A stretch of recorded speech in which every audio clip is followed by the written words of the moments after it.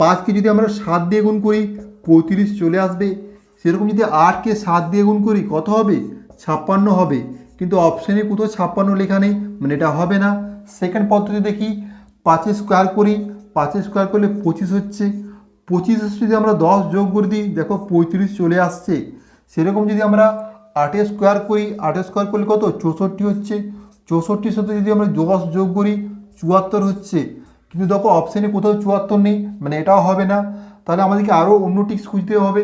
5 square করলে দেখো 25 হচ্ছে, আর 5কে 2 দ্বিগুণ করো 10 পাচ্ছি, যোগ করো 35 পেয়ে গেলাম। সেরকমভাবে 8 স্কোয়ার করলে 64 হচ্ছে। 64কে 8 গুণিত 2, যেহেতু 5 গুণিত 2 করেছি সেরকম 8 গুণিত 2 হবে, 8 দুগুণে 16। 64 আর 16 যোগ করো, যোগ করলে কত হবে? যোগ করলে 80 হবে। তো দেখো 80 অপশানের মধ্যে আছে।